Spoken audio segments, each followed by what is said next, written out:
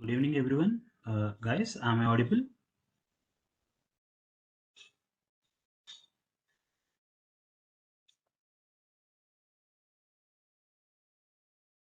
Yeah, thank you.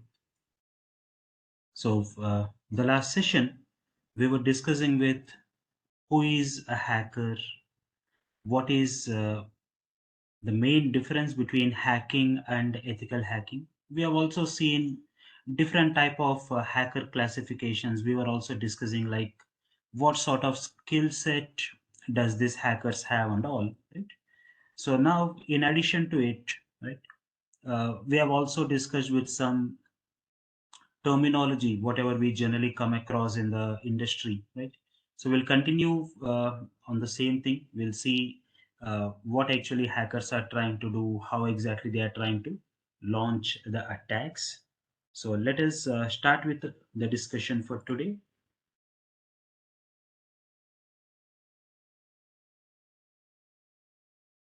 So the other terminology that we'll be coming across is something called cyber kill chain. So this is something that you'll also very frequently keep coming across in the industry. Now, cyber kill chain is again uh, about how exactly hackers would proceed to launch an attack and compromise the system, right? So if you see earlier also we were discussing about what hackers are trying to do. We were discussing about hackers trying to identify some vulnerabilities and then trying to launch some attacks on the target systems or onto the target networks. So the same thing will also be discussed in the cyber kill chain procedure. So here what happens in the cyber kill chain procedure, you'll be speaking more about the steps that these hackers are trying to take. So, what kind of steps would a hacker take? First thing, hacker would go with identifying all your details, right? So, reconnaissance. Reconnaissance is where hacker is trying to find out all the details. And then weaponization. Weaponization means trying to create the required tools, right? Trying to identify how to launch the attacks and all. And if you see, yesterday when we are discussing about information assurance, I said that's a terminology very specifically used by US government. Now here when you speak about the cyber kill chain, this is the terminology which is used by Lockheed Martin. Right. So Lockheed Martin is an organization who is into various fields. They are into cybersecurity, they are into defense and aeronautics and all, right?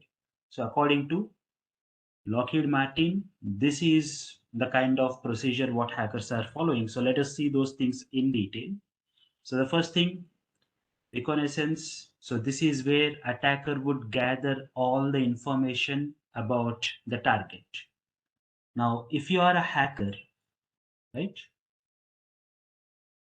is it possible for you to launch an attack and compromise a target system without knowing anything about the target?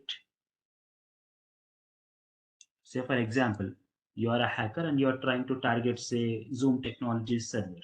You wanted to launch an attack and compromise Zoom Technologies server. Without knowing anything about Zoom Technologies server, will it be possible for you to launch an attack even though you have all the technical skills and all that? Not possible. So what exactly you're going to do as a hacker? First, you'll try to identify the details about that target system, right? You try to identify the details, and then you will go with the next step. So the next step, according to Lockheed Martin in the cyber kill chain, is weaponization. So weaponization, this is where an attacker or a hacker would gather all the information, right, about vulnerabilities. So if you recollect, this is what we were discussing earlier. A hacker will try to identify vulnerabilities on the target system. So even Lockheed Martin is also saying the same thing. A hacker will try to identify the vulnerabilities and then prepare a list of all the tools which are required for launching the attack. Right. Now, when you speak about a hacker who's trying to launch an attack and compromise the systems, hacker may not be available in the same network as a target server, right? Hacker might be somewhere else, right? But when you speak about this hacker trying to launch an attack on the remote server,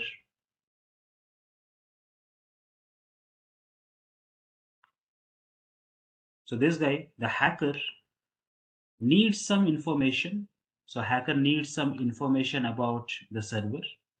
Now, based on this information, like say hacker will try to find what operating system is there, what application is there, what sort of vulnerabilities are present.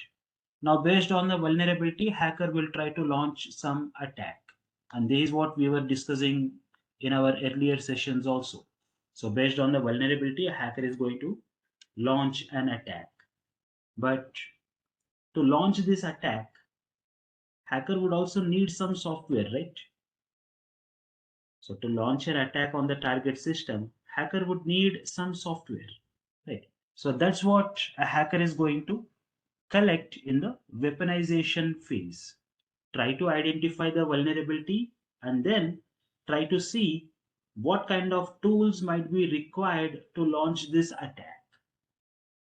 And then the next step is delivery. So in the delivery step, a hacker will try to deliver this attack tools or the required attack scripts and all to the target machine. So in some cases, it may be a request, right? Maybe a HTTP request or something if it is a web server. Or in some cases, it might be an application. If you recollect our discussion yesterday, when we are speaking about the backdoor applications, I said some unknown entity, some XYZ, is going to create a cracked version of the software, right? Is going to create the cracked software and distribute this cracked software to the victims. Once the victim or once the end user is downloading and installing this cracked software, then hacker is going to gain access to the victim's computer. So that's how they are using the backdoors. So in this case, delivering or distributing this cracked software which already has a backdoor is called delivery here, right? So in the delivery phase, the hacker or the attacker is distributing their cracked softwares or is distributing their attack scripts or the payloads to the end users. So is this clear so far? The first three steps: reconnaissance, try to identify the details about the target; weaponization, try to identify the vulnerabilities, that is a weakness, try to understand what is the weakness on the remote server. After identifying the weakness, try to see what kind of tools are required for launching an attack, and then deliver that payload or the backdoor to the victim's computer. And then comes the next step, that is exploitation. So this is where attack would be triggered. So hacker has already distributed the backdoor application. Now, using that backdoor application, hacker is going to trigger the attack. So in the exploitation phase, the actual attack is happening, right? And then hacker can install the software or install a backdoor permanently so that whenever hacker wants to access your system, right, hacker will be able to do it, right? So no need to go through the entire procedure again and again. Hacker can directly access your system and try to access your resources whenever they need, right? And for this they are using command and control, so you generally call them in short as CNC systems. So CNC system is nothing but the hacker's system, using which hacker can control the backdoor or hacker can control the application that is already delivered to the victim's computer, right? So if I'm a victim, I have downloaded, say, the pirated version of MS Office, right? So here MS Office, the pirated version, that's a payload, right? Now within that payload, there is some script or there is some coding that the hacker has done, using which hacker can always uh, contact my computer, try to see what all data is present on my machine, or maybe try to install something else on my computer and do whatever the hacker would wish. So to do all these activities, to perform these activities, hacker would need some sort of control on my computer. So in short, I'm the victim. There's a hacker. So hacker's mission will always maintain control over my system. So to maintain control over my system, there is some software which is running here on the hacker's computer, using which hacker is maintaining the control on my computer. That is what you call as command and control. And then the final step is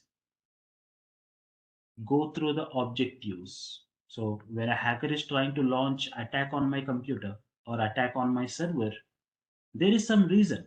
There's some reason why hacker is launching an attack, right? So going through those objectives is the final step, right?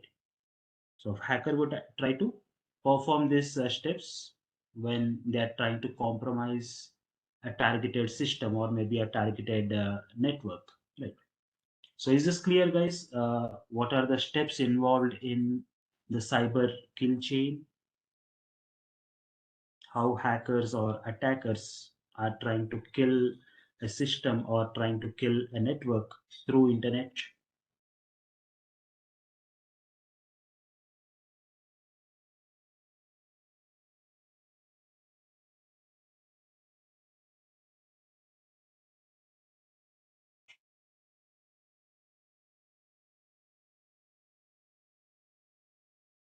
So now let us see some common terminologies that we always come across in the hacking part. So we always say hackers are trying to compromise a system. So when you say compromise, it's nothing but someone trying to gain unauthorized access to your system, modification or deletion of your data, or maybe hacker doesn't want to modify or delete your data.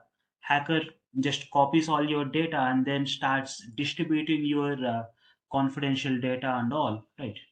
So hacker is just stealing the data and then distributing it to everyone on internet or maybe to your competitors, right? So this is what you call as a compromise, system compromise.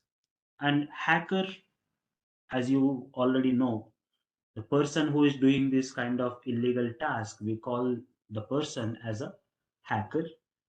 Hacking, of course, the procedure that these hackers are following to compromise our systems, maybe trying to find out all the details, trying to find some vulnerabilities, launching an attack, or maybe tricking the end user to download and install a backdoor and using this backdoor to compromise the system. So whatever procedure they follow, we call that procedure as a hacking activity, right? And then you have something like advisory, right? So this adversary means any user who is not authorized to access or modify your information. Again, in short, a hacker is a adversary, right? Anyone who tries to bypass or compromise the security of your resource. Again, this is also pointing to the hacker. So in our case, an unauthorized user who is trying to access your data is a adversary, right? And in terms of hacking, when you say someone is trying to compromise your system, it means someone is trying to access your data or someone is trying to modify your data or distribute your data without your permission, right? So these are like some of the common terms that you generally come across in the hacking part, right? Then you also speak about risk. Risk is the potential for a system to be compromised. Now, let's say, for example, I'll take a simple example. Assume uh, you have built a room, right, with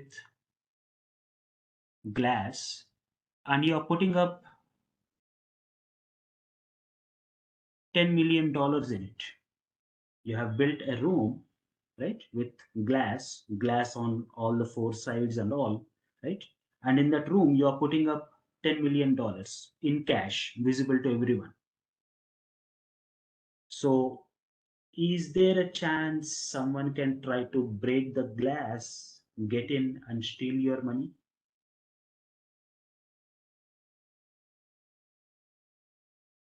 Yes. So, the probability that someone can break this glass and get in into the room, steal the money and get away, you call this as risk, right? Then what is a threat? Threat is a event or the circumstance in which someone can launch an attack. So under what circumstances can someone break into this glass room and steal the money? If there is no security guard. Is that correct? I have a glass room and I have $10 million in cash, but I have security guard, right? Fully armed security guards with guns and all this. Will someone dare to break the glass?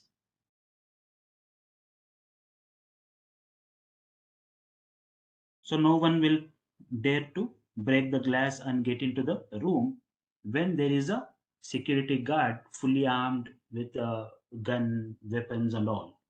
If there is no security guard, then yes, someone can break into the room, break the glass, get in, steal the money, and go. Right. So, a threat is under what circumstances, under what situations someone can launch an attack or there is a risk. Right. And then vulnerability. So, in our example, what is the vulnerability? What is the weakness?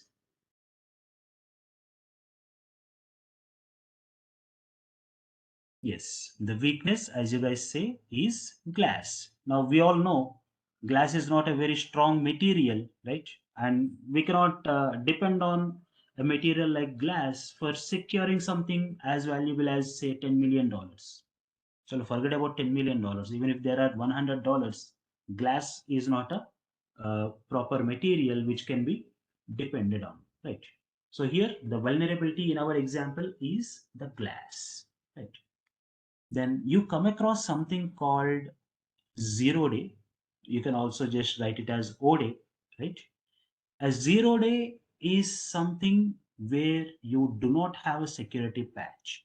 Now, when you speak about vulnerabilities, every operating system, every application, they have vulnerabilities, but a vulnerability which does not have a security patch, a vulnerability which does not have a security patch, you call it as a 0 day. So now tell me, there is a vulnerability, let's say vulnerability A, and there is another vulnerability, let's call it as vulnerability B. For vulnerability A, you have a security patch. For vulnerability B, there is no security patch. Which is more dangerous, vulnerability A or B? For vulnerability A, there is a security patch available. For vulnerability B, there is no security patch. So obviously vulnerability B, where you do not have a security patch, is more dangerous, right? So in case of vulnerability A, at least I have a confidence that even if I see vulnerability A on my server, I know that there is a security patch. I can download and install it on my computer so that the vulnerability will be fixed. But in case of vulnerability B, there's nothing I can do. There's no security patch, right? So a vulnerability where you do not have a security patch is actually more dangerous. So you call that as 0 day, right? You call it as 0 day, or you can also call it as O day, right? And then you also come across another term called mitigation, or to mitigate a vulnerability. So mitigation or mitigate is nothing but what are the steps you are going to take to reduce the severity of damages. Now, if there is a vulnerability, a hacker will try to launch an attack and compromise the resource. But when hacker is trying to launch an attack and compromise the resource, what would be the damage? Now, let's say, for example, I have a web server, right? I have a web server and there is a vulnerability and hacker is trying to launch an attack. So what are the possibilities if this attack is successful? What all things can go wrong? Can hacker change the content of my web page?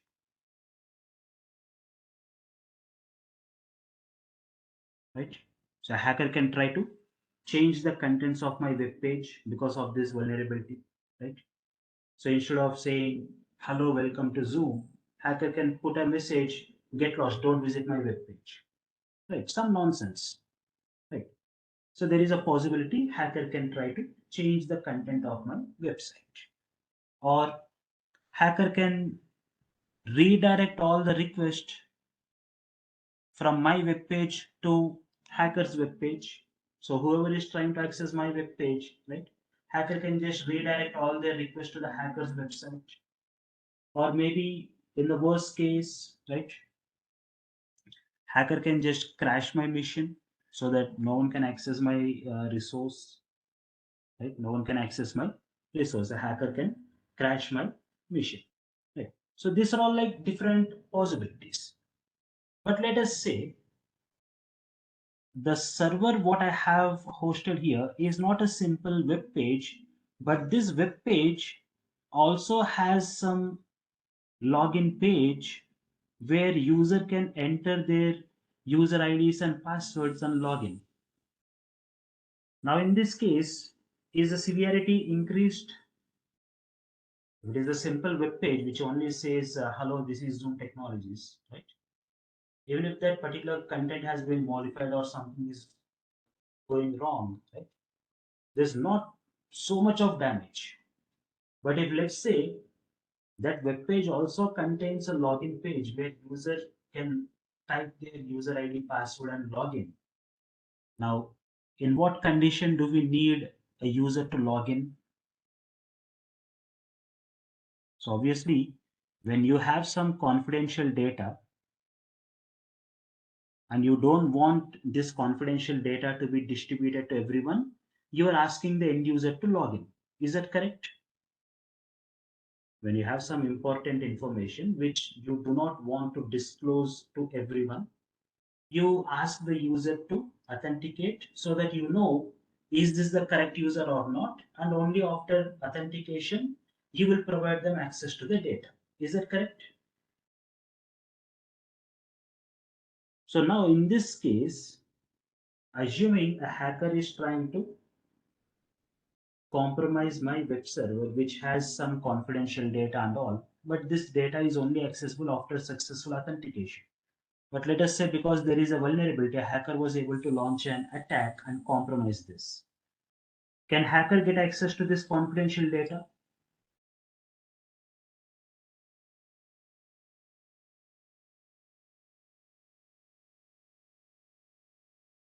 So if hacker is able to bypass the authentication because there is a vulnerability on my server, will hacker have access to the confidential data?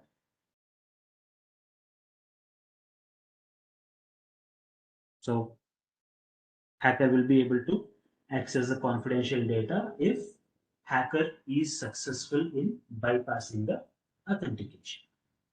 And then along with this confidential data, can hacker try to check if there is something else, right, on this particular system?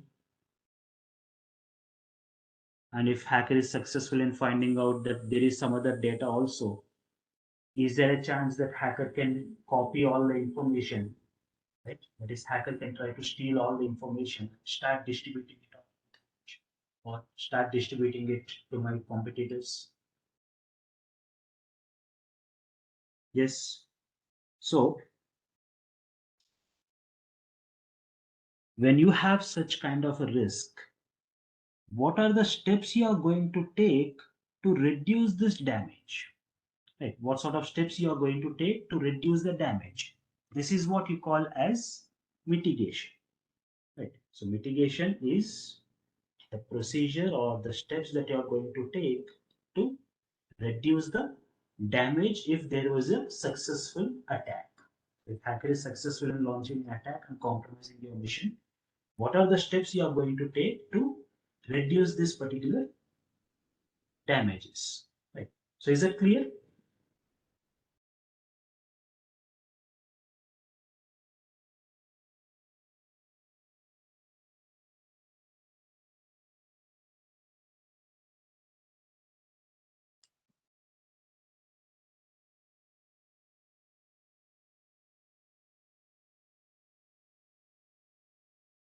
Okay. Yeah.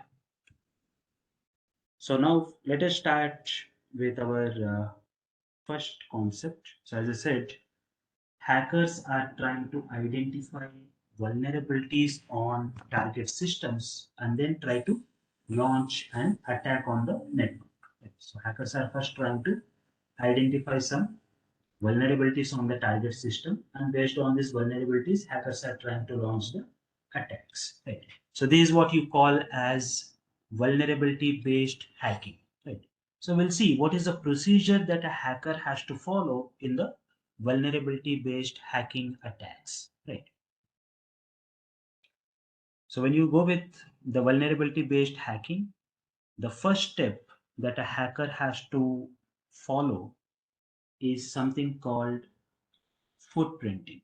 Right. So the first step that a hacker has to follow is something called footprinting, followed by scanning and exploitation. Right. So we'll see what actually is footprinting, what is scanning, and all. So we'll first start with what is footprinting, then we'll go with scanning, exploitation, and all. Right. So if you recollect in the cyber kill chain, we were discussing about what actually a hacker tries to do in the first step. So what exactly hacker is trying to do in the cyber kill chain?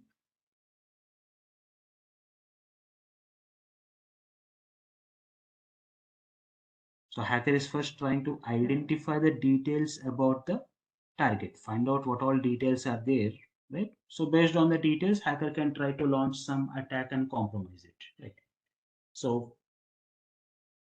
footprinting is your reconnaissances, right? So you can call it as footprinting or you can call it as reconnaissance, right? So in both cases, right? So whatever the terminology you use, so the first thing that a hacker is trying to do is try to gather information about the target. So it can be a system, it can be a network, it can be an organization, or it can be a person, right? So whatever is a target, right? A hacker is trying to find out all the details about that particular target, right? So now let us see uh, what exactly a hacker would do to find out all the details, right? So what actually would be the footprinting phase. So in footprinting, there are certain objectives for a hacker, right? So there are some objectives for a hacker to fulfill in the footprinting phase. So the objectives are, first thing, hacker should identify the domain name of the target organization. Hacker has to identify the domain name of the target organization, right? So unless hacker identifies the domain name, hacker would not be able to go ahead. Now let's say, for example, you are a hacker, right? And you are trying to target the network of Zoom technologies.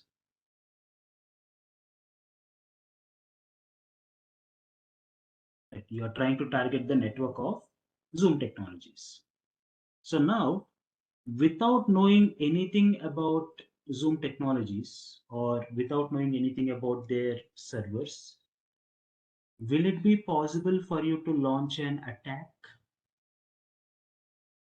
Or will it even be possible for you to communicate with their servers without having any information or without having any knowledge about this organization, Zoom technologies? No. So that's not possible, right? So the first thing that you have to do as a hacker, so from this point, assume yourself as a hacker, not as an administrator, right? So take away the administrator part in you, right?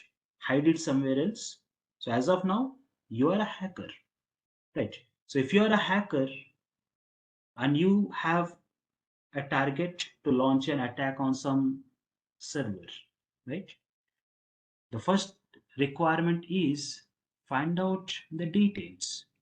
So as of now, you only have one information, you only have one detail, that is the name of a company called Zoom Technologies. So we do not know anything else beyond this, right? We only know that there is a company called Zoom Technologies, nothing else. So now let us see uh, what all other things you need to find. So the first thing, you need to find out the domain name of this organization. So after you identify the domain name, then the second step, try to identify the IP address of their servers. And as a network admin, you know without the IP address, you will not be able to communicate with the system. Is that correct? Without knowing the IP address, you will not be able to communicate with the system. So, guys, what do you say? Is it correct? So, as a hacker, if you have to communicate with the target system or say the target server, you need to identify the IP address. So again, it depends. An organization may have only one server or it may have multiple servers. So if it has multiple servers, you'll have to find out all those IP addresses. If say the organization has only one server, you need to identify that server's IP address, right? And then you'll have to identify the operating system and the applications that are used on the server. So obviously, when you are looking for vulnerabilities, where exactly does this vulnerability exist? Either on your operating system or on the installed application, right? So as a hacker, you have to identify this, right? What is the operating system installed on the remote computer or on the remote server, and what is the installed application? You'll have to identify that. And then you will also try to identify the location of the server, where exactly these servers are located, the physical location of the servers. But why do we need physical location of the server?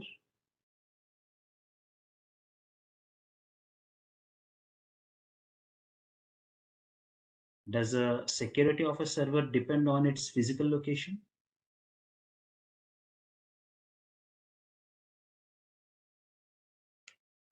No, Nagraj. See, a hacker is somewhere on internet, and obviously, even if you know where exactly the servers are physically located, you'll not be able to go there and get physical access to the machines, right? So it's not about gaining physical access to the server. The reason why we are trying to find out the location of the server is to hide yourself, to protect yourself.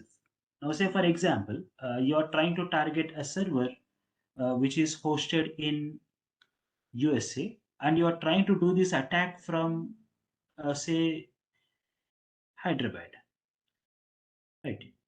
So you are sitting in Hyderabad and you are trying to launch an attack to a server that is hosted in USA. Now, assume your attack is successful, right? You are successful in compromising the server, right? Now, once the organization, whoever is maintaining the server or whoever owns the server, realizes that their server has been compromised, would they lodge a complaint with the cybercrime police saying that my server has been compromised from so and so IP address? I got a request and then my server is compromised. What do you say?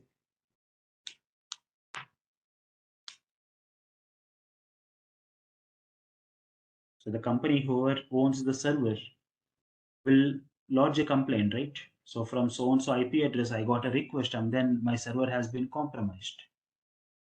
What do you say?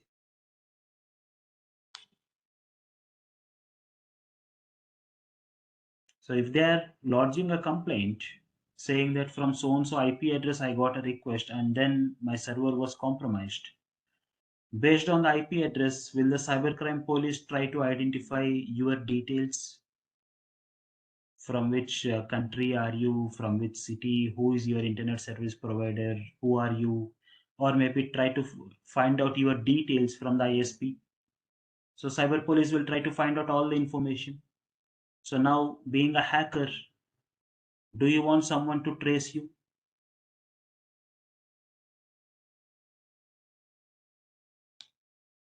No. So being a hacker, you don't want someone to trace you, right? So if you don't want someone to trace you, what should you do? When you are doing an attack, you have to hide yourself. Is it correct? When you try to do an attack, you have to hide yourself. So you'll have to hide your source, right?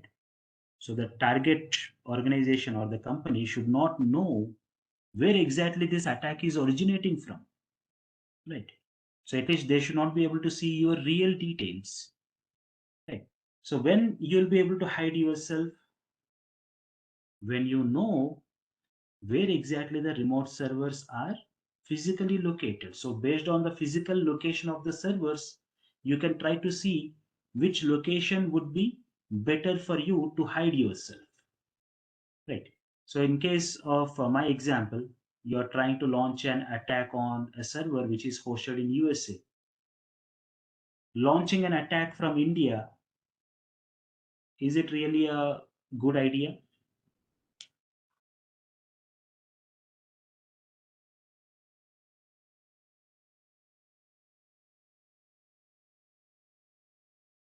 Because India and US have good relations.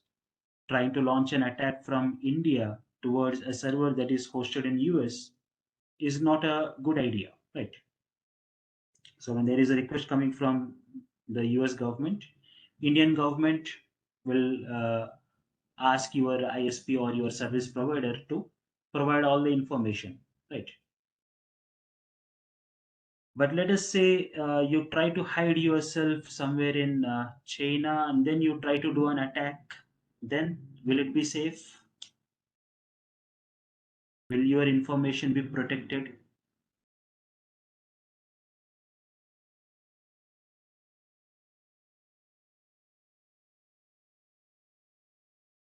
If you are trying to simulate your attack as if it is originating from China.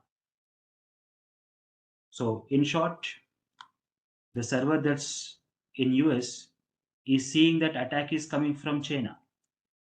So, obviously, the organization, whoever is maintaining the server, will also be saying that my server has been compromised from so and so IP address that belongs to China region. Now, even if US government is trying to send a request, do you think Chinese are going to respond to them?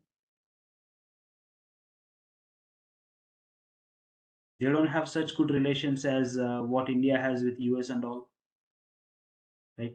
So if China is not responding, right? Are you safe? You're not physically going to China. You're still sitting in Hyderabad, but you simulate the attack as if it is coming from China. And China is not willing to share any information to US. So US does not know where is this attack coming from. So is your identity protected? Yes. So when you will be able to do this, when you know the physical location of the server. If you do not know it, you'll not be able to take these precautions. Right. So that's the reason hackers are trying to find the physical location of a server. But let us say hacker is not targeting the server. So these all things are to be done when hacker is trying to target a server.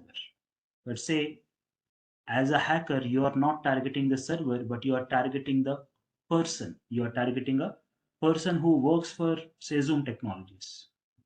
So, to target a person, what all details do you need? Maybe their email addresses, their contact numbers. if possible their social network profiles. They give you a lot of valuable data, right? So you'll have to find out the details about a person. You have to target them with identifying their social network profiles, their contact numbers, or their email addresses, or people who are in their circle, right? Maybe into their friends group and all, and then try to get more information from it. Here, if you see in the footprinting part, we are only speaking about gathering information. We are not speaking about any attack, right? So footprinting is all about collecting information. We are not speaking anything about launching an attack at this particular stage. So can we treat footprinting as legal or illegal?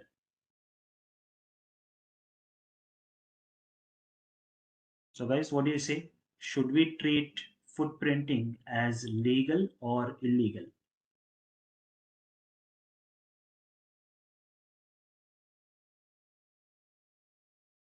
You're not launching any attack, and in footprinting you're trying to collect all the information that is already available on internet, right?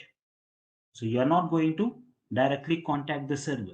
So again, when you speak about footprinting, there are two different types of footprinting activities. Now, based on what activity you choose, whether it would be legal or illegal depends on it. Now, there's something called passive footprinting and active footprinting. In passive footprinting, a hacker would collect information from third party sources. A hacker is going to collect information from third party resources, right? So, in short, there is no direct connection between hacker's computer and the target. If you go with the passive footprinting, there is no direct connection between the hacker's computer and the target computer. Okay. In active footprinting, hacker would collect information by directly connecting to the target. Right. In active footprinting, hacker would directly connect to the target system and try to collect the information. Right. So, which method do you think is better? Passive footprinting or active footprinting? In passive footprinting, as a hacker, you will collect information from some third party resources. If you speak about active footprinting, you will directly connect to the target system and find out the details. So it's always passive footprinting which is better. So as you guys said, passive footprinting is always better because the target system does not know anything about you. You are finding out all the details from some third party, right? So you are not directly connected to the target system. So the target system is not aware of your information. So passive footprinting is always better, right? So that's what I was saying.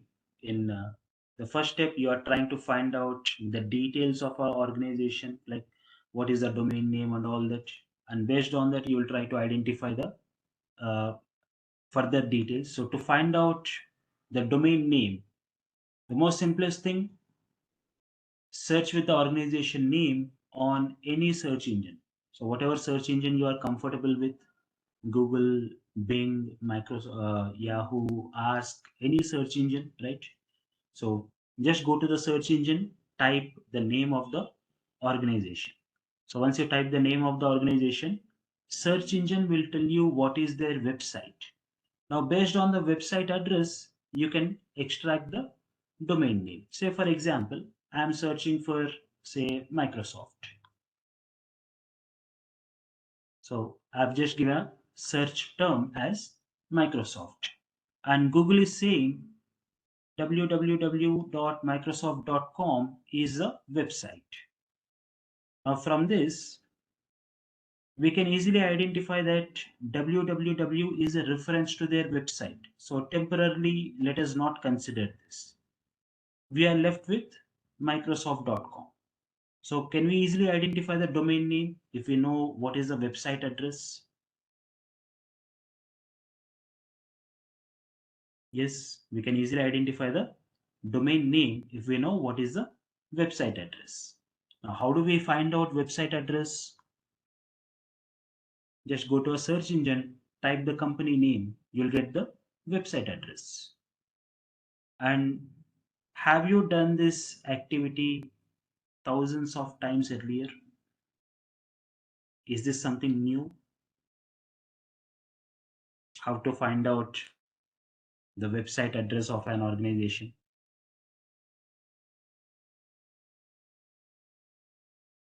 Is this new? New. Okay.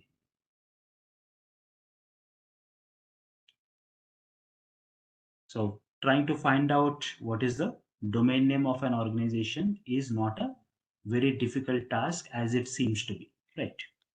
So once you know the domain name, the next step, try to identify the domain name registration details. Try to see when exactly the domain name was registered, how long is the domain name registration valid, right?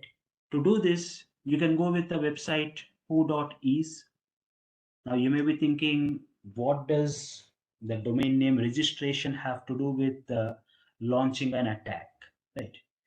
Now hackers are very smart.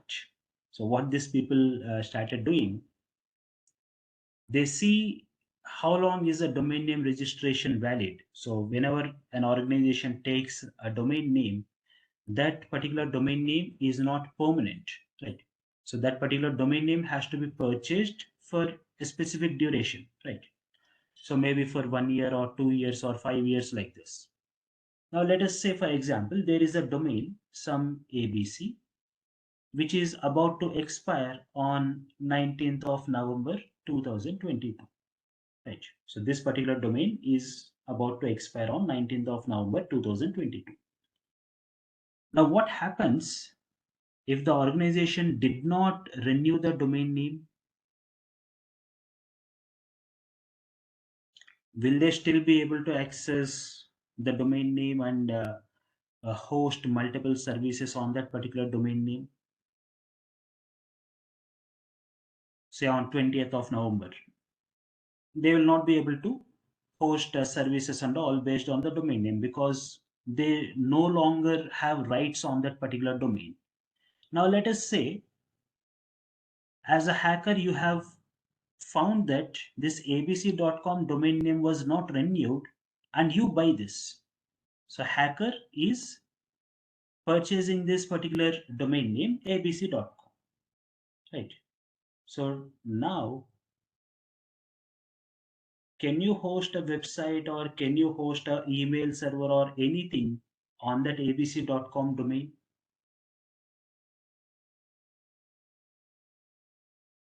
So after you purchase a domain name, you will be able to host any service that you wish on that particular domain name. Now what happens to all the users who are actually accessing abc.com, which belongs to the earlier company? They don't know that the domain name was not renewed and someone else has purchased it. So when they type abc.com, they land on your website. When they send an email to abc, that comes to your email server, right? Can you take advantage of this situation and take over all the business of that original company abc? Or you can just try to redirect the users to some other company or to some other website, or maybe try to put a malware on the website so that whoever is visiting the website, their computer will be infected or it would crash. So in one or the other way, you are trying to create some negative impact on that original company abc. So do you have such possibilities?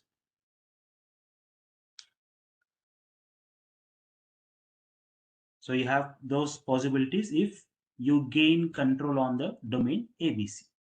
Now let us say by 20th evening or 21st of November, the ABC organization, they have realized that they no longer have access to the domain ABC, so their website is not running, their email server is not running and all. And now they wanted to get back access to the domain. So they can ask the domain provider who has purchased the domain and all, try to find out your details, and then contact you to give back access to the domain ABC. Now, as a hacker, will you give access to the original company?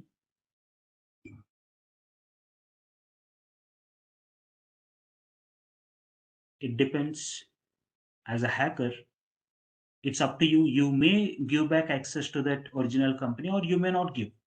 But let's say, in case you are willing to give back access to the original company, right? Will you give it for free or will you charge them?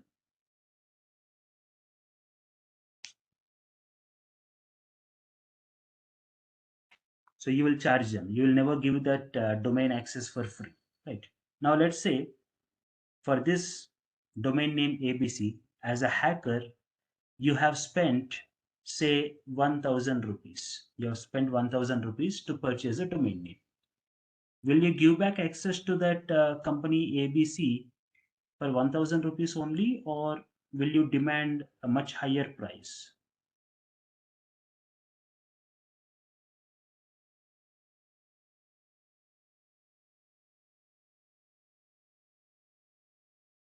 So obviously, as a hacker, you're going to take advantage of the situation, right? You will demand a much higher price. Why will you give it for thousand rupees? If that's the case, you will not be a hacker, right? So now you understood where exactly the entire scenario is going there. Hackers are always looking for those domain names which are not being renewed in time.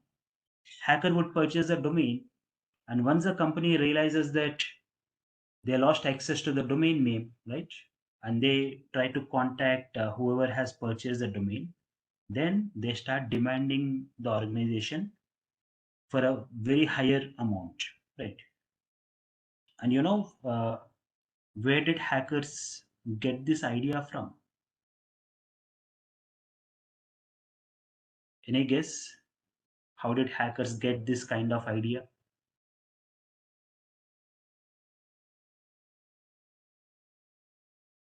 So this actually happened in 2016. There's a very big internet company who forgot to renew their domain name, right? There's a very big internet company, right, very popular on internet, who forgot to renew their domain name. And someone who was an ex-employee of the same company have realized that the domain name registration has expired, but the company did not renew. So that guy, he purchased this domain name by paying some $19 something, right? And he just took control of the domain name and he was holding it, right? Now that big internet company, they have realized all of a sudden there's no traffic coming to their servers. No one is accessing their servers. All of a sudden it stopped. Then when they were looking at what are the reasons why no one is accessing their site or why no one is accessing their servers, then they have realized they no longer hold control of that particular domain. They lost the domain name. Then they have immediately contacted the domain registrar, tried to see who purchased this particular domain name and all, and then tried to contact this guy who purchased the domain name. And then they have paid him a very good number, right? They have paid him with a very good amount and got back access to the domain name. And all these things, right? All these things, someone purchasing the domain name, this company losing access to the domain, and then contacting back the person who purchased the domain name, offering that person with a very good amount of money, and then taking back control of the domain name. All these things happened in just a span of 10 to 15 minutes. 10 to 15 minutes. So for a general user, 10 to 15 minutes is very fast, but we are speaking about a very large internet company. So imagine 10 to 15 minutes would have a very bad impact on their business when you speak about a large company, right? But forgetting renewing their domain name bought them millions of dollars in loss.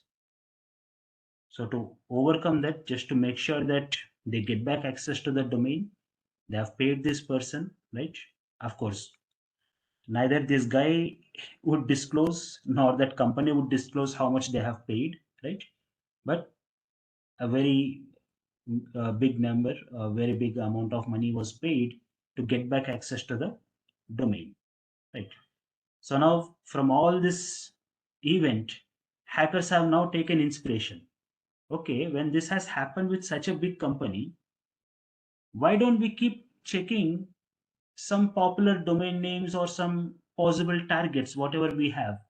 Let us see if these companies are renewing the domain names in time or not. And in case they forget to renew, let us purchase a domain name. Let us purchase a domain name, and then when they come back to us, let us demand.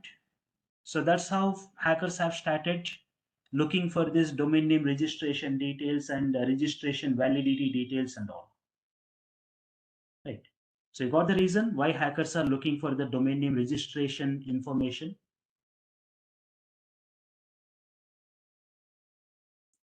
And any guess what is that big internet company who forgot to renew their domain name?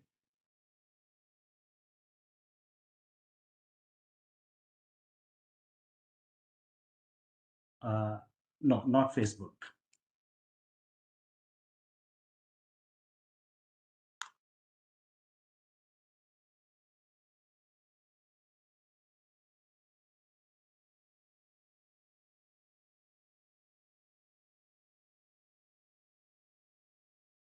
You got the clue? What is that internet company?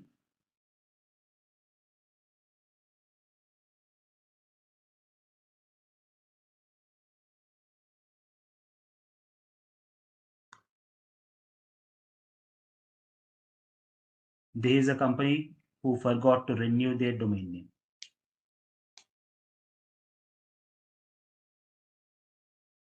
Okay.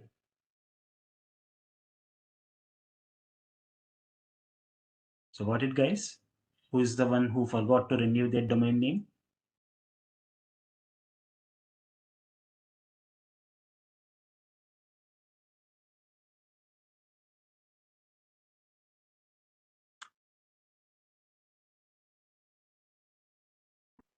Okay. So the next step for a hacker is to identify what operating system is installed on the target system and what is the web application that is installed on the remote machine. To identify these details, to find out the operating system and the application details, hackers can access a web page, netcraft.com. Right. So Netcraft will help a hacker to identify what is the installed operating system and the installed application on the target server. Right. And then to find out what is the IP address of the server, or maybe what is the range of IP addresses that are reserved for this particular server, hackers can access this particular web page, Central Ops, right? So they can access the web page, Central Ops, where they'll be able to see the range of IP addresses that are reserved for this organization. Aishwarya, as you say, like what would be the time frame to renew? That actually varies from domain registrar to registrar, right? So some domain name registrars, they give you a grace period of 2 to 3 days. Some they'll give you a grace period of 1 day. So it varies. So it depends on the domain name registrar.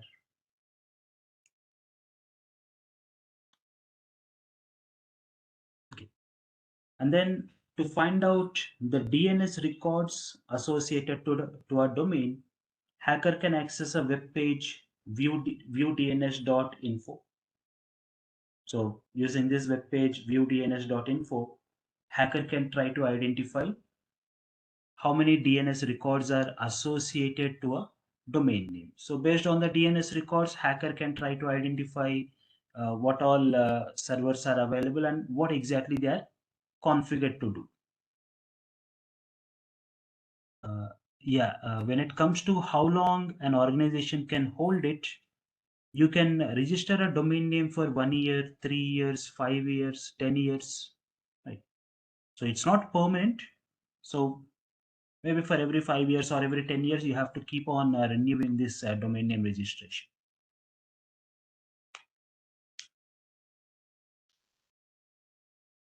Yes, Vijay, as you say, domain registrars keep sending you with alert messages, right? They give you reminders that your domain name is about to expire, you will have to renew it and all, right? But that's the thing there. Now, imagine if such a big company like Google forgot to renew the domain name, what would be the situation in reality about other organizations or other companies?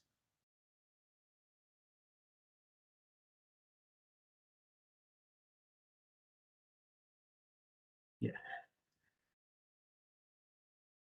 So sometimes these kind of silly mistakes happen and organizations have to pay a very big price for it. Yeah. And then to find out like what all common services, like say HTTP, FTP kind of common services are running on the server, you can also depend on the same web page, centralops.net. Right. So centralops.net will give you this details. So to find out the range of IP addresses or to find out uh, the common services, you can use centralops.net, and centralops.net will also give you the DNS information, or you can go with this dedicated website viewdns.info. See, domain names you can purchase right from domain name registrars, right? So you have GoDaddy, right, Big Rock and all. So in the same way, you can approach any domain name registrar and you can purchase the domain names, right?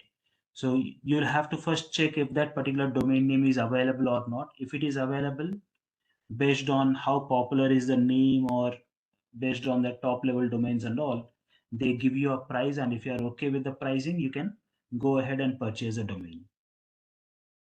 Right?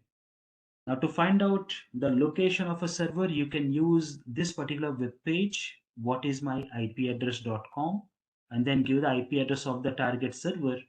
It will tell you where is this server physically located based on the server's IP address.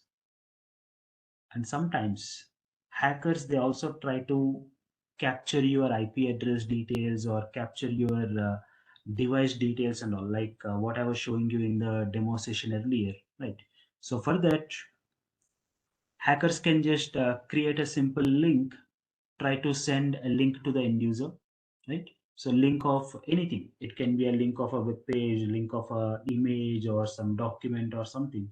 And whenever the end user opens that particular link, hacker will be able to capture that particular IP address of the user, right? So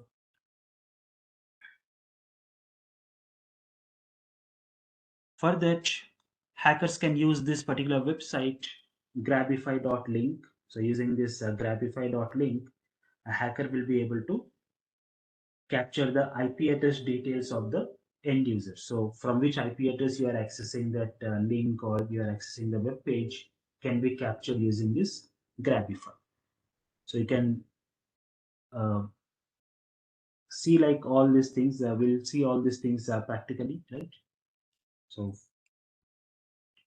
let me take up my VM. Now for you to do all this practicals and all, right? We'll be using virtual machines, right? I'm sure most of you have already used virtual machines in your MCSC sessions. Have you all used VMs?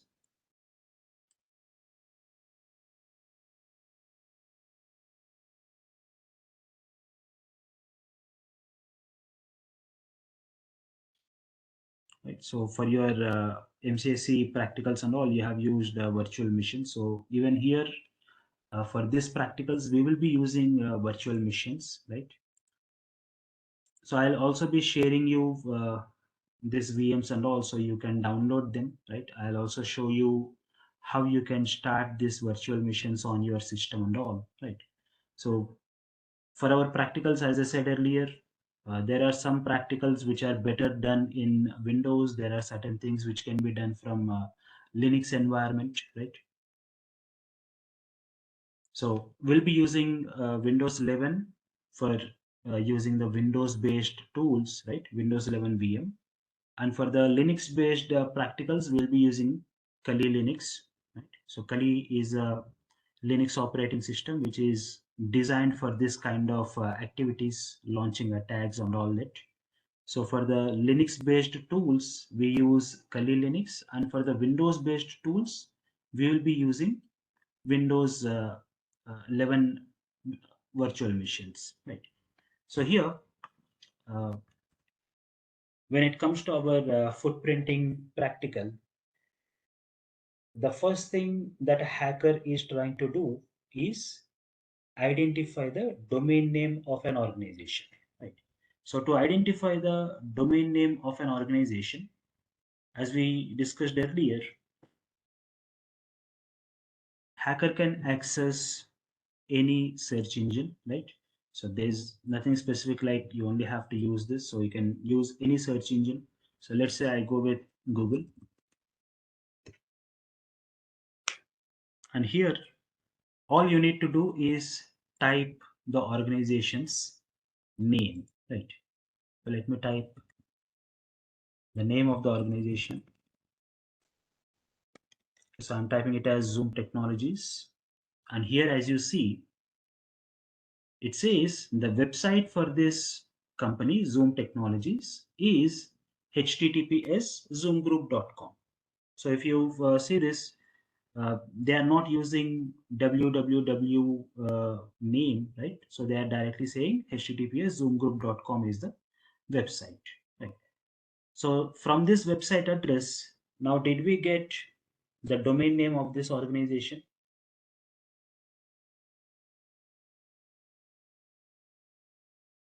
So from the website address, we are able to get the domain name of this particular organization, right? So the domain name is given as zoomgroup.com, right? So once we know the domain name, we go with identifying the who is information and all, right? So for this, we will be using some websites and also some tools, right? So let me show you where exactly you have all the tools in your Windows virtual machine, right? So when you go to your file explorer, you can go to this PC. You'll see there are two partitions, right? So on this VM, which I'll be sharing with you, you will have two different partitions, right? So on the D drive, you have this security assessment tools. So you can go to security assessment tools. So within security assessment tools, you have footprinting tools. So you can go to footprinting tools. Again, within footprinting tools, you have various activities like who is footprinting, network footprinting, right? So you'll be able to see all the tools and the list of websites. Now, if I say I go with who is footprinting, so here I have a list of tools and also a list of some websites which I can use, right? So here, once we know the domain name, let us start with who is footprinting. So for this, as we discussed earlier, we can use this particular web page who.is. So we can visit the website who.is and try to find out the registration details. So let us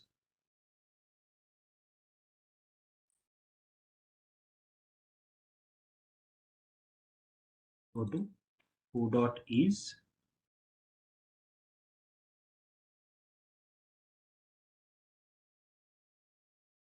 So in who.is, this is how you have the website, right? So here you have a search box where you are supposed to give the domain name. So here let me give the domain name as zoomgroup.com and search. So here it is saying that this particular domain name zoomgroup.com is already registered, right? So this zoomgroup.com is already registered, and it is also giving us some alternate domains which says zoomgroup.co is available, zoomgroup.app is available, zoomgroup.live is available. But as of now, we are not really interested in purchasing a domain name with this Zoom group, right? So we are looking for details about a domain which is already registered. So in this case, we don't really have to concentrate on this particular section. So let us scroll down. So here it says for this zoomgroup.com, the domain name registrar is GoDaddy. So from GoDaddy, they have registered the domain name,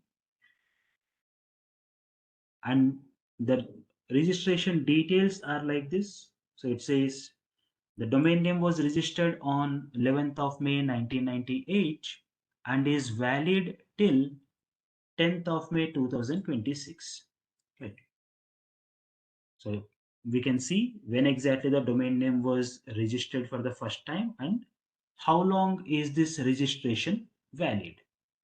And then it also says that there are two name servers or two DNS servers that are associated with this particular domain name. They are pdns07.domaincontrol.com and pdns08.domaincontrol.com. So these are the two DNS servers that are associated to the domain zoomgroup.com, right?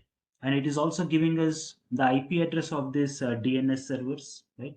So it says for pdns07.domaincontrol.com, the IP address is something like 97.74.111.53, and for pdns08.domaincontrol.com, it says 173.201.79.53 is the IP address.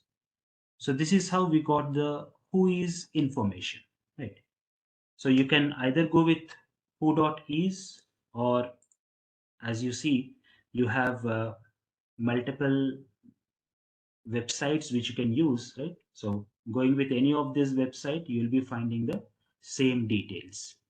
So is it clear how we can use this who is website to find out domain name registration details?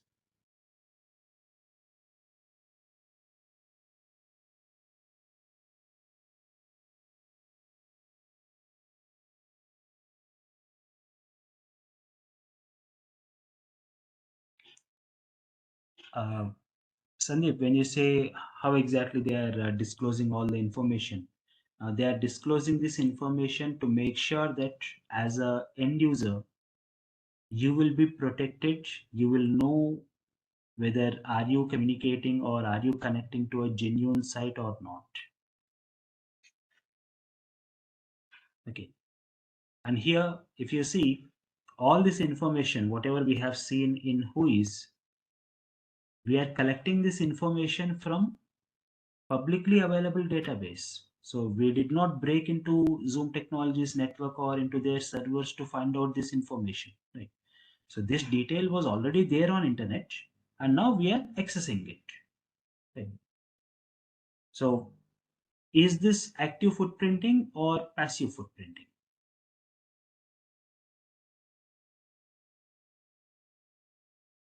So this is passive footprinting. So we are not really breaking into someone's network or into their servers and all to find this information.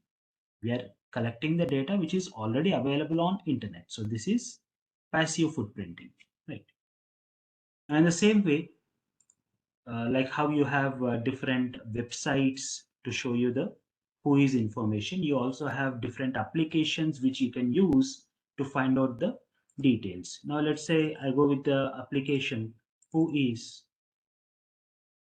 So this is how you have the application interface, right? So all you need to do is give the target domain name. I say zoomgroup.com is a target domain name, and I say fetch the who is information. So now this application will connect to the who is server, find out all the details and show us the information. So it says this particular domain name zoomgroup.com is registered via GoDaddy. It is registered on 12th of May 1998 and is valid till 11th of May 2026. And it says that there are two DNS servers, PDNS07 and PDNS08, associated to this particular domain. All the same information that you have seen on the website, nothing new, right? And in fact, the website was also giving you the IP address of that DNS servers, and here you don't see the IP address of the DNS server. You are only getting the name of that particular server, pdns07.domaincontrol.com and pdns08.domaincontrol.com, right? So is it clear how exactly a hacker can find out who is information about a domain?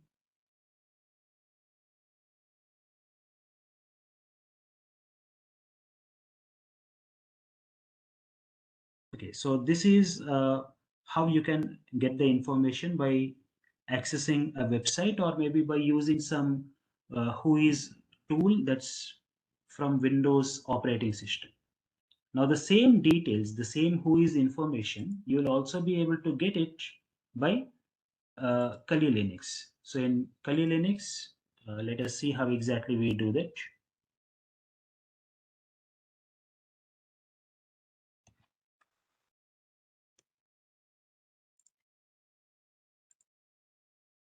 So in Kali, you don't have a GUI for this who is information, right? So all you need to do is use the who is command, right? So you say who is and then give the domain name. So let's say I'm giving the domain name as zoomgroup.com. Hit enter. It would fetch all the information and show you the details. So here it says this particular domain name zoomgroup.com is registered via GoDaddy. So GoDaddy is the domain name registrar.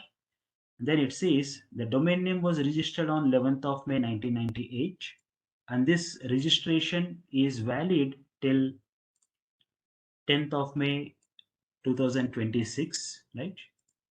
And then it says yeah, it is also giving you this registrant details. So it says Domains by Proxy is the organization who has registered this particular domain name on behalf of Zoom Group, right? And they are also giving you the address where exactly that particular company is existing in US, right? Along with their postal code, their contact number, their fax, means all the communication details and all, right? And then you can also see finally that there are two name servers or two DNS servers associated with that particular domain name. So whether you use Windows operating system or you are using this Linux operating system, you'll be able to find out all these details. Right. So is it clear, everyone, how we are getting who is information?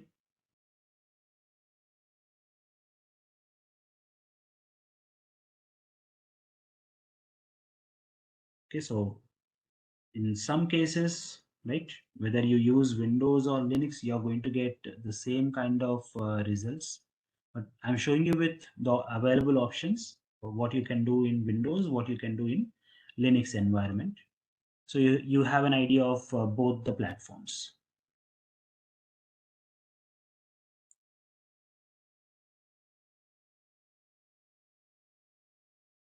Now, coming back to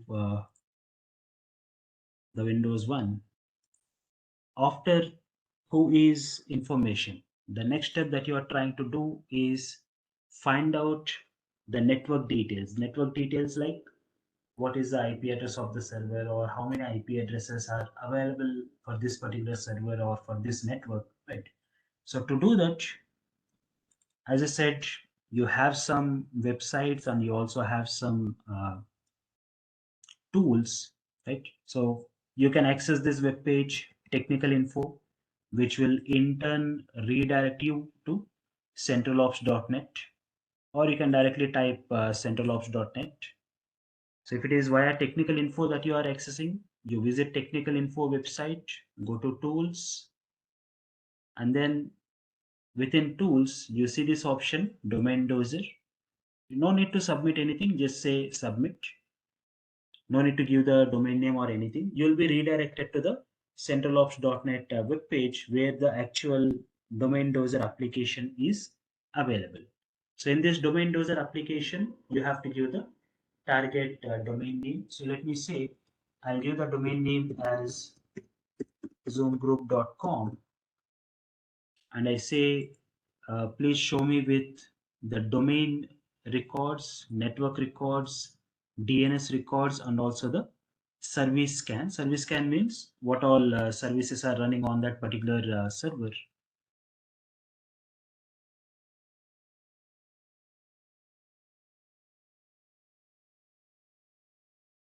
Okay, so it says for this particular server, zoomgroup.com, there's an IP address 50.62.160.250.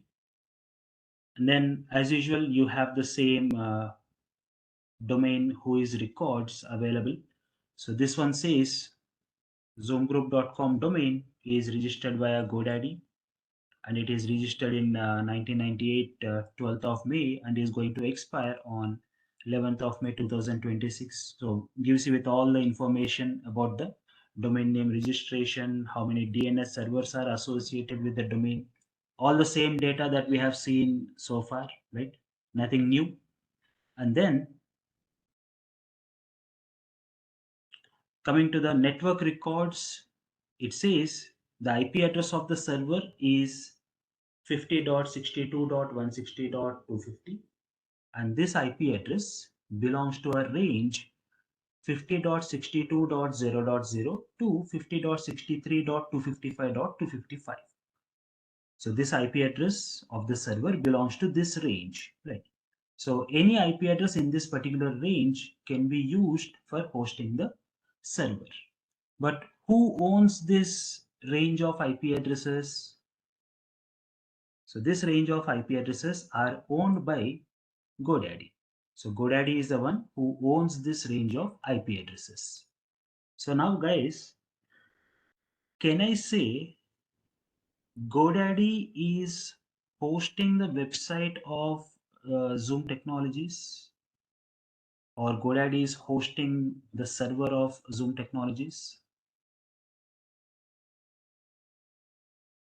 Because if you see, GoDaddy is not only a domain name registrar, but the IP address of Zoom Technologies server, right? The IP address of Zoom Technologies server is also owned by GoDaddy, right? The IP address of Zoom Technologies server is also owned by GoDaddy. So can I say GoDaddy is hosting that server?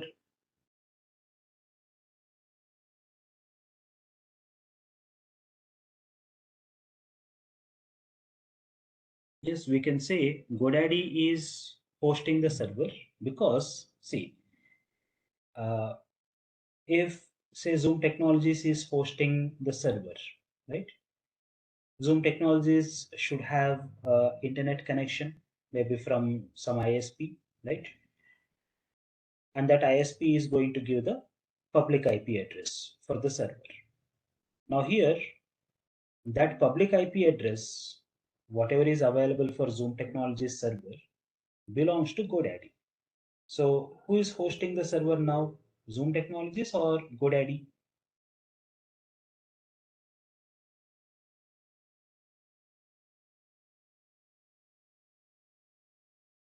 So because that IP address and that entire range of IP addresses belong to GoDaddy, you can easily say that GoDaddy is the one who is hosting the server that belongs to Zoom Technologies. So server belongs to Zoom Technologies, but who is hosting it? GoDaddy is hosting it, right? So based on this IP address information and who owns the IP address, you will be able to identify who is hosting the server, right? So now coming to the DNS records, in the DNS records, you will be able to see what all DNS records are available for this particular domain name, zoomgroup.com. So here there is a DNS A record. So what is this A record used for?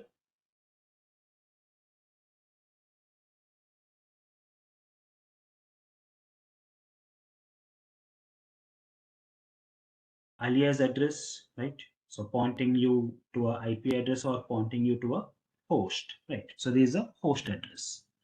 Then you have two NS records. So where do we use this NS record?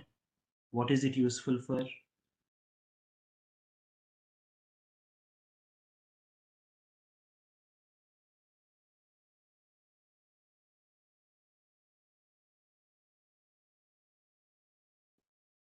NS record is name server, right?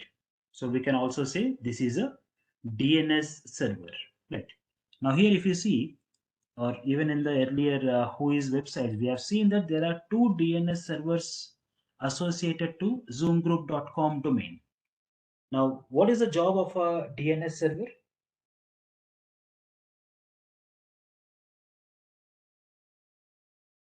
What is the job of a DNS server?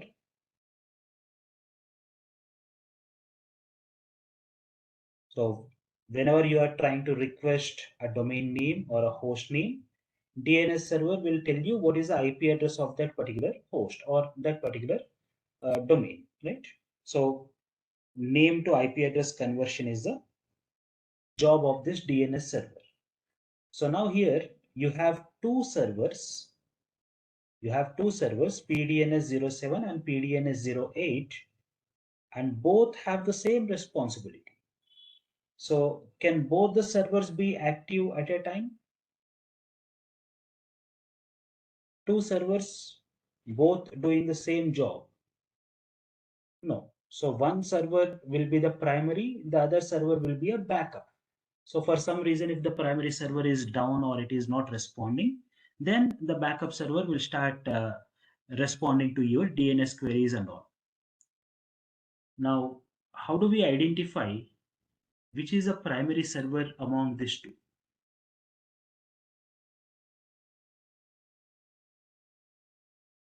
So one should be the primary server and the other should be a backup server. But how do we know what is the primary server? So to identify the primary server, there is another DNS record called SOA, Start of Authority. So we'll have to look into this start of authority, right? Which is pointing towards pdns07.domaincontrol.com. So pdns07.domaincontrol.com is a primary DNS server among these two DNS servers, right? Okay. So this is when you are looking for zoomgroup.com, right? And again, there are two MX records available here. So what are these MX records for?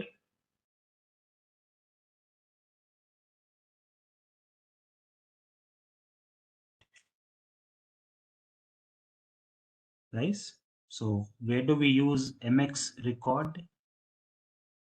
So MX record is for email exchange, right? Or your mail servers, right? So same as DNS servers, we have two email servers. There are two MX records as you see. alt1.aspmx.l.google.com, aspmx.l.google.com. So there are two email servers. So how do we identify which is a primary email server and which is a backup?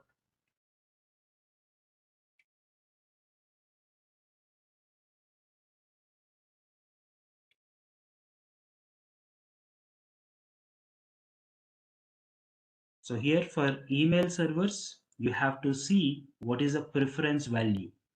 So the server which has higher preference value will have least priority, right? Or you can say the server with lower preference value will have higher priority. So a server with preference value 0 will have higher priority compared to a server with preference value as 10, right? So aspmx.l.google.com with preference value 0 has higher priority, right? So this is a primary server. For some reason, if this server is not responding or it is not reachable, then email communication will be established to alt1.aspmx.l.google.com. That is a backup server. And then if you look into the IP address, because DNS is not only name to IP, it is also IP to name. So when you start looking at 50.62.160.250 IP, it is giving you some name, some P3 NWV pweb 084.shr.prod.phx server secure server.net and all. So this is the name of the system where that particular website or that particular domain is running. So this is, you can say, like similar to your computer name, right? So there is a name of the system where that particular web page is running here. And this is reverse DNS lookup. You are providing a IP address and you are looking for the host name, right? So earlier you gave the host name and then you are looking for the IP address. So this is the reverse of it. You provide IP address and you are looking for host name. And here when you look for the IP address details, that is the reverse DNS, there are two DNS servers. There are two name servers again, cns1.secureserver.net and cns2.secureserver.net. There are two DNS servers here, right? So again, when you have two DNS servers, you look at the start of authority to see which is the primary server, and here it is cns1.secureserver.net. So this is a primary DNS server among the two servers. Okay. So is this clear so far? How you are looking at the DNS records? Right. Then coming into the services, the most common services that are running on the server. It says FTP service, HTTP service, and HTTPS services are running on the server, right? SMTP, POP3, and IMAP are not available. So again, it's not going to check all the services that are running on server. It is only going to check for the most common services. So all services will not be verified. Only the most common services will be checked. Okay. So is this clear how we are getting the details about the range of IP addresses, DNS records, and also the most commonly used services?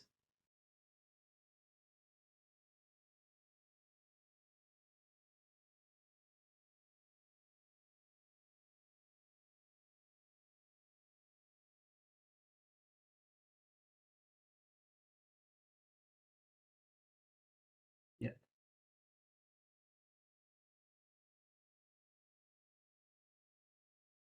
So the same things you will also be able to get it via Kali Linux. So in Kali Linux, you have a different tool called DNS enum.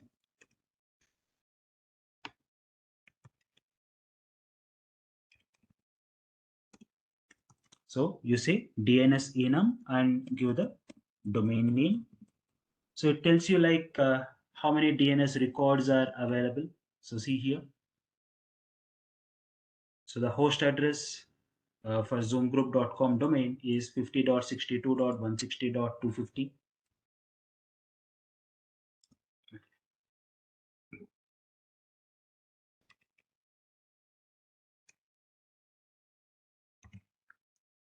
And then it is giving you the information about their name servers, pdns07 and pdns08.domaincontrol.com, right? Their IP address, list of available email servers, that is the MX records and their IP addresses, right? So this is how you can use the Kali Linux tool to find out the DNS records.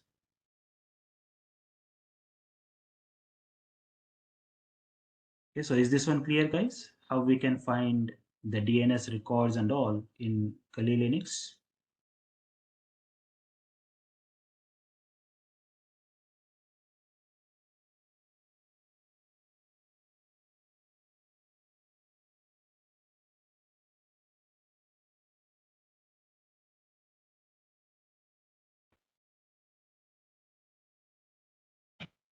Guys, are you clear how we are able to find the network information like the DNS records and all using Windows and Kali?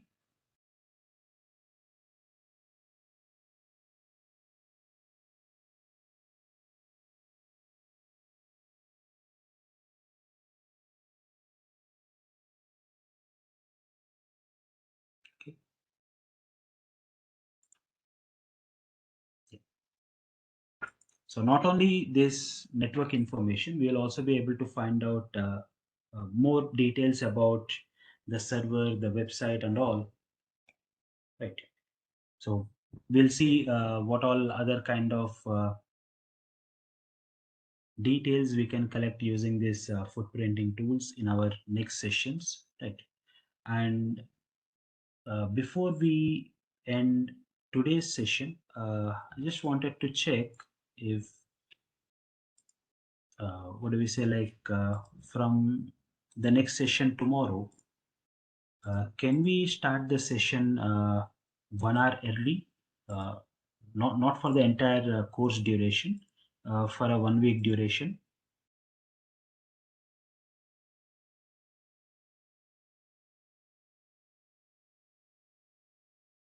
because like I'll be traveling to Korea, and so that time zone difference would be there, right? So if it is okay with everyone, we can start session 1 hour early for the for tomorrow's session and for the entire next week, and then from later on we can continue with 8 o'clock. It is as usual.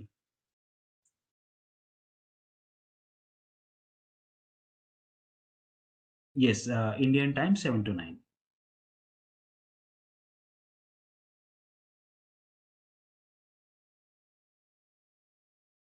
Okay, so if everyone is okay, then I'll ask the online team to change the timing. So you'll be joining with the same timing and all, right? Um, uh, Yeah, Misha, right. It would be like 1 hour early, right? So now it is 8 o'clock India time that we are starting the session. So from tomorrow and the next week, we'll be starting 1 hour early. That will be 7 o'clock India time.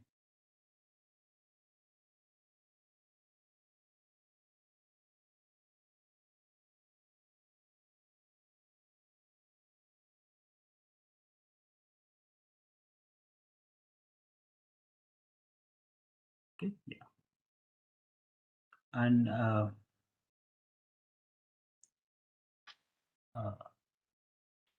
okay, 2:30 p.m. Okay. Yeah. So the next session, I'll also give you a link, right, where you can give in your details to US Council, because as I said, after we complete the course, you'll be getting an examination voucher from US Council. So I'll give you a link, right, where you can give your details. You can share the details to US Council so that you will be receiving the exam vouchers. But of course, vouchers you'll be getting it after we complete the course. But we'll have to use the same details and all for sharing the materials on this virtual missions and all, right? So in the next session tomorrow, I'll be giving you the link, so you'll be able to one request for the voucher, and also I'll be able to share the virtual missions and all with you.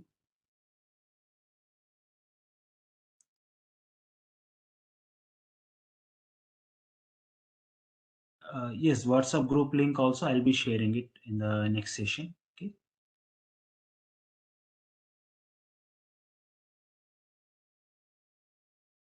So tomorrow we'll join at 7. That is 1 hour earlier than what we have joined today. So you can use the same link, right? So no need to go with a different link and all. The same link and the same password will work for you to join the session.